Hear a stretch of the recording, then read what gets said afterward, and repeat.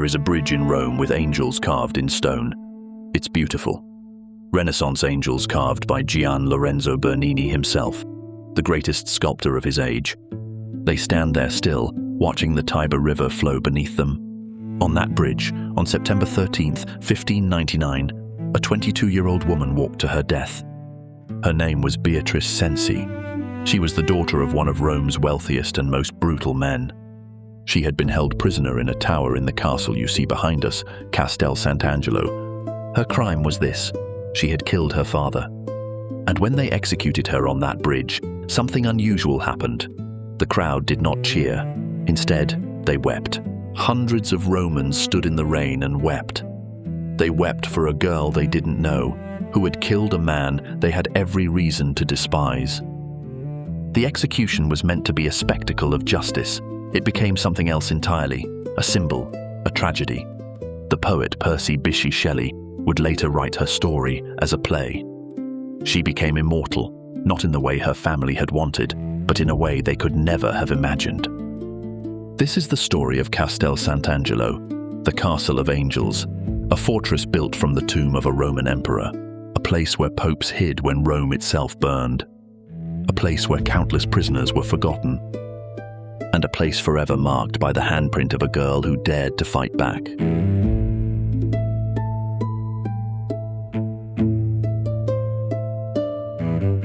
Castel Sant'Angelo isn't really a castle at all, not originally. It's a tomb, the mausoleum of Hadrian, built in 139 AD by the Roman emperor as his own eternal resting place. When Hadrian died, it was the largest mausoleum in Rome, a circular tower of travertine stone, 210 feet tall, topped with a massive bronze chariot carrying the deified emperor. Inside, a spiral ramp climbed upward, hidden in darkness, where the imperial ashes rested in a golden chamber. For centuries, it stood as a monument to Roman power. But Rome fell, the city was sacked, the barbarians came. And slowly, the mausoleum became something else, a fortification. By the 9th century, the medieval popes realized they had something extraordinary, a fortress already built, massive, stone, defensible. They incorporated it into the city's defenses. They built walls around it. They carved gun emplacements into the travertine. They painted the angel on the roof. The angel, a bronze statue created in the 18th century to replace an earlier figure, depicts St. Michael. It was originally said that a plague in 590 AD ended when Pope Gregory I saw the Archangel Michael on top of this very building, sheathing his sword, hence Castel Sant'Angelo, the castle of the Holy Angel. What Hadrian built to be eternal, Rome rebuilt to be functional. The emperor's tomb became the Pope's strongbox. And inside those walls, for centuries, an empire within an empire was secretly ruled. Hidden inside Rome is a secret passageway. It's called the Passetto di Borgo, the little passage of the Borgo. And if you know where to look, you can still see it today. A thin, elevated corridor running from the Vatican Palace to Castel Sant'Angelo, a quarter-mile away. It was built in the 12th century, but it was almost never used until one terrible morning in 1527, when it became the most important passage in Europe. That's the year of the sack of Rome. And to understand why the Pope needed a secret escape route, you need to understand what was happening in Europe. The Holy Roman Emperor, Charles V, wanted to dominate Rome. The Pope had sided against him. So Charles sent an army to invade Italy. It was a massive army, perhaps 40,000 men. Many of them were German Landsknechts, mercenaries, ruthless, hungry for plunder, and they marched straight toward Rome. Pope Clement VII didn't think they'd actually breach the walls. Rome had been the capital of an empire. Its walls were legendary. But on May 6, 1527, the Landsknechts brought up their artillery, blew a hole in the walls, and poured into the city. And then, Pope Clement VII ran. Surrounded by a small contingent of Swiss guards, he fled through the streets in darkness. The city was already burning. People were screaming. Buildings were collapsing. The soldiers, most of them Protestant now and deeply hostile to the church, were killing everyone in sight.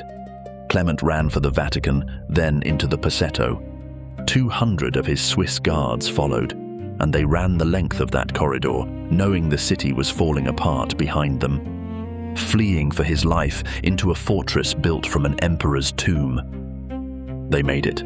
They reached Castel Sant'Angelo and sealed themselves inside. And from the battlements, Pope Clement VII watched Rome burn for the next 7 months.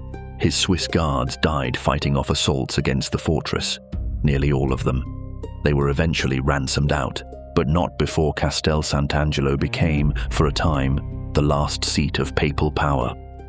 In a fortress, in a tomb, in a piece of military architecture standing defiant against the apocalypse. The Passetto is still there, still secret, still waiting. The sack of Rome in 1527 is one of those historical events that changed everything. It's hard to overstate how shocking it was to people at the time. Rome was supposed to be eternal. Rome was supposed to be safe. The city was sacked like any barbaric outpost. The soldiers massacred citizens. They desecrated churches. They ransacked the houses of cardinals and nobles. Some historians estimate even higher death tolls. Contemporary accounts describe corpses piled in the streets, mass graves, plague spreading through the city. For 7 months, May to December 1527, Rome was a hellscape. They melted down religious ornaments for their gold value. They murdered priests. And through all of this, Pope Clement VII remained imprisoned in Castel Sant'Angelo. He watched his city, his spiritual capital, be destroyed by soldiers. It broke something in him. Eventually, he negotiated his release. He paid an enormous ransom, 400,000 gold ducats. The treasure of the church emptied to save his life. But here's the thing. Castel Sant'Angelo survived. The fortress held. The walls that had once enclosed an emperor's tomb had contained papal authority when all else had fallen. After 1527, the sack of Rome was considered an apocalyptic event. Some people thought it meant the end of the world was coming. Writers, artists, theologians struggled to make sense of it. The answer, to many, was simple. Europe was broken. The age of religious unity was shattered. The Reformation had wounded the church, and the sack of Rome proved it. In some ways, they were right. After 1527, Rome was never quite the same. And Castel Sant'Angelo was never quite just a museum or a symbol. It had become a fortress that had sheltered the world's most powerful religious figure. After the sack of Rome, after the city had stabilized, Castel Sant'Angelo took on a new role. It became a prison. Not just any prison, but the secret prison of the Papal State. The place where Rome's rulers sent people who needed to disappear, political prisoners, heretics, cardinals who had displeased the Pope. They were brought here, sometimes in chains, sometimes in secrecy. One of the most famous prisoners was a man named Giordano Bruno. Bruno was a monk, a philosopher, a man of genius. He believed in an infinite universe. He questioned the Church's understanding of cosmology. He argued that the stars might have their own planets. In the 1590s, these were heresy. Bruno spent years in Castel Sant'Angelo before eventually being burned at the stake in 1600. But Bruno was just one prisoner among dozens, hundreds perhaps over the centuries.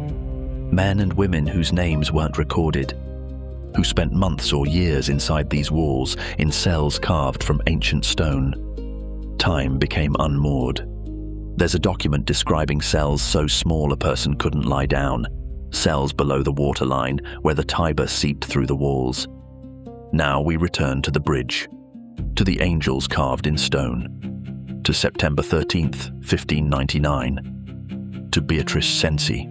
Beatrice Cenci was born in 1577 to one of Rome's richest families.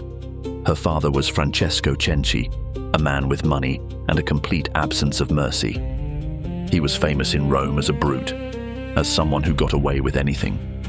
Beatrice grew up watching her father abuse her mother, watching him use his wealth to silence people who complained about him. Francesco Cenci had connections, he had money, he had protection. When Beatrice's mother died, her father's abuse intensified. He locked Beatrice in a room in his house. He isolated her from society, and then, according to court documents, he raped her, repeatedly. over the course of months. He punished her when she tried to escape. Beatrice's older brother Giacomo knew what was happening. So did her stepmother. They began to plot. They began to discuss how they might stop him. On September 9th, 1598, they acted. Beatrice, her brother, and her stepmother hired an assassin. Late at night, when Francesco was drunk, the assassin came through an upstairs window. He struck Francesco in the head with a hammer. Then, to make sure he was dead, Beatrice herself threw him out the window. They tried to hide it. They claimed it was an accident. But someone talked. The family had been watched. Within weeks, all 3 conspirators were arrested. Beatrice was brought here. She was held in a tower in darkness while her case was debated. What do you do when the victim of abuse kills her abuser? The official answer was clear. She must die. Patricide was considered the most heinous crime possible. The law was simple. The law was absolute. But something extraordinary happened. Public opinion turned, not among the authorities, but among the people of Rome. Beatrice wasn't just a criminal. She was a symbol of the abuse that powerful men could inflict with impunity, a symbol of the silence that protected them. The Pope, Clement VIII, was pressured to show mercy. He didn't. Instead, he ordered her execution. Perhaps he feared that pardoning her would open the door to rebellion. On September 13th, 1599, Beatrice Cenci was taken from Castel Sant'Angelo to the bridge. She was 22 years old. She had been tortured and broken. She walked onto the bridge calmly. Some say she looked at the angels carved in stone. Some say she forgave her executioners, and then they cut her head from her body. But something extraordinary happened. The crowd didn't cheer. They wept. That night, people came to the bridge and left flowers. They left candles. They left prayers written on scraps of paper. The authorities tried to erase her, but they failed. In 1844, Percy Bysshe Shelley wrote a play about her called The Cenci. And suddenly, Beatrice was immortal. Someone whose name would echo through centuries. Today, tourists walk across that bridge and don't know her story.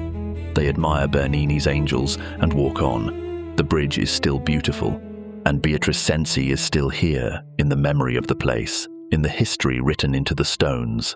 Castel Sant'Angelo is now a museum. You can visit it. You can walk the same corridors that Pope Clement VII fled through during the sack of Rome. You can see the cells where political prisoners were held. You can stand on the battlements and look out at Rome spread beneath you. The castle contains the most extraordinary collection of Renaissance weapons in the world. Swords and armor belonging to popes and cardinals. Rifles decorated with gold and pearl. The instruments of power preserved in display cases. There's a chapel where Clement VIII is said to have prayed during the sack of Rome. There are rooms decorated with frescoes by Renaissance masters. There are towers and secret passages and defensive positions cut into the ancient Roman stone. But the most important thing, the thing that brings people here, is the view and the bridge. Gian Lorenzo Bernini created those angels in the 1660s, 10 of them, each one unique, each one holding an instrument of the Passion. Baroque sculpture at its absolute height, movement and grace and sorrow frozen in marble. These angels have become the symbol of Rome. People photograph them endlessly. They're on postcards. They're on every tourist guide. Most people who see them don't know they were created as a meditation on suffering. And below them, the Tiber River flows. The river that the Romans made eternal. The river that carries the history of empires. Castel Sant'Angelo stands as Rome's largest secular monument to divine power. It's a fortress built from a tomb. It's a prison that held philosophers and saints. It's a place where popes hid when their city burned. And it's a place forever marked by the execution of a girl who dared to say no. You stand on the Ponte Sant'Angelo at sunset. The tourists are thinning out. The light is changing. The angels cast shadows. You know the history now. You know that a pope fled through hidden corridors while his city burned. You know that a girl was held in a tower, tortured, and executed. You know that these stones have witnessed power and cruelty, courage and resignation. Bernini's angels look down at the water. They've been here for 360 years, watching the same river, watching generation after generation of people cross this bridge. They don't judge, they don't absolve, they simply watch. And somewhere in the darkness of Castel Sant'Angelo, now empty, now a museum, the ancient Roman emperor still rests. His tomb, his fortress, his legacy. Castel Sant'Angelo stands eternal because it was built to last forever. The only difference is, the dead who dwell there have changed.